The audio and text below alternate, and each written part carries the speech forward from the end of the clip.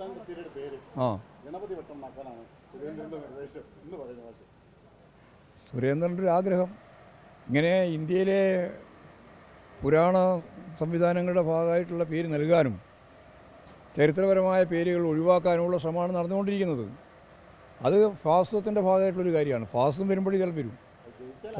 ജയിച്ചാൽ നടക്കില്ല, ഫാസിസം വരണം. അല്ലാണ്ട് വെറുതെ ജയിച്ചു എന്നുള്ളതൊന്നും നടക്കാൻ പോകുന്നില്ല. നടക്കാത്ത കാര്യം ഇങ്ങനെ വിശദീകരിച്ചുകൊണ്ടിരിക്കുകയാണ്. കേരളത്തിൽ ഇതൊന്നും വില പോകില്ല, ഒരു ഗണപതി വട്ടമൊന്നും വില പോകില്ല. ആ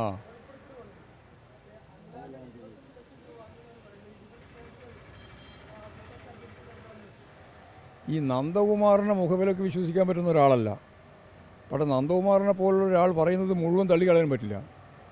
അതുകൊണ്ട് ഇത് സംബന്ധിച്ച് ആവശ്യമായ പരിശോധന നടക്കണം. രാജ്യരക്ഷയുമായിട്ട് ബന്ധപ്പെട്ട ചില രഹസ്യങ്ങൾ ഉൾപ്പെടെ ചോർത്തി കൊടുക്കുന്നതിന് വേണ്ടിയുള്ള ബോധപൂർവമായ പ്രവർത്തനം നടന്നു എന്നുൾപ്പെടെയുള്ള കാര്യങ്ങളാണ് വന്നിട്ടുള്ളത്. വന്ന കാര്യം വെച്ചുകൊണ്ട് വളരെ ഗൗരവപൂർണ്ണമായ പരിശോധന നടക്കേണ്ടിയിട്ടുണ്ടെന്നാണ് എൻ്റെ അഭിപ്രായം. 100% നന്ദകുമാറിനെ വിശ്വസിക്കാനും പറ്റില്ല. നന്ദകുമാറാണ് പറഞ്ഞത് എന്നുള്ളതുകൊണ്ട് ഇനി വല്ല വസ്തുതകളാണെങ്കിൽ നമ്മൾ തള്ളിക്കളയാൻ പറ്റില്ല. അതുകൊണ്ട് ഇത് രണ്ടും വെച്ചുകൊണ്ട് വളരെ ഫലപ്രദമായൊരു അന്വേഷണം നടത്തുകയാണ് വേണ്ടത്. നടത്തണം. സംസ്ഥാന പോലീസ് മാത്രമല്ല, ഇത് കേന്ദ്രത്തിൻ്റെയും കൂടി ഭാഗമല്ലേ. എല്ലാവരും അന്വേഷിക്കട്ടെ.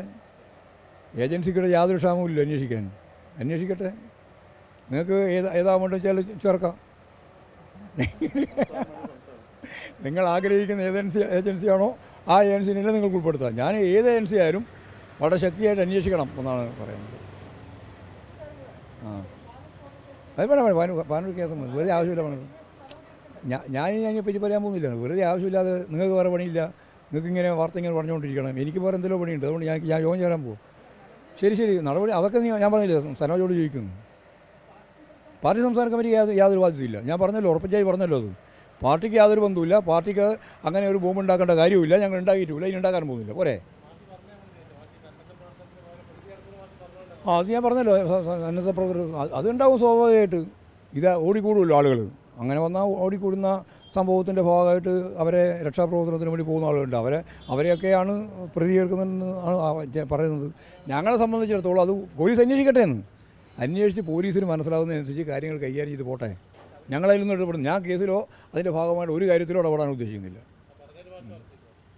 ഈ ഓർക്കേണ്ട കാര്യം എന്നാ അല്ല, ഞാൻ ചോദിക്കുന്നത് നിങ്ങൾ പദപ്രയോഗത്തിൻ്റെ ഒരവസ്ഥ എന്താ? ഞാൻ പറഞ്ഞത് പിന്നെ വെറുതെ മാറ്റി പറയല ഇടക്കിടക്ക്. നിങ്ങൾ ഏതാ ഇത്? പിന്നെ ഇത് തന്നെയല്ലേ പണി.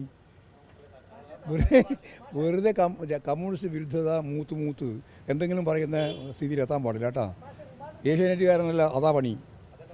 കമ്മ്യൂണിസ്റ്റ് വിരുദ്ധ ലോകത്തിലെ ഏറ്റവും വലിയ കമ്മ്യൂണിസ്റ്റ് വിരുദ്ധത പ്രകടിപ്പിക്കുന്ന മാധ്യമങ്ങളിൽ ഒന്നാണ് ഈ ഏഷ്യാനെറ്റ്. ശരി, മതി.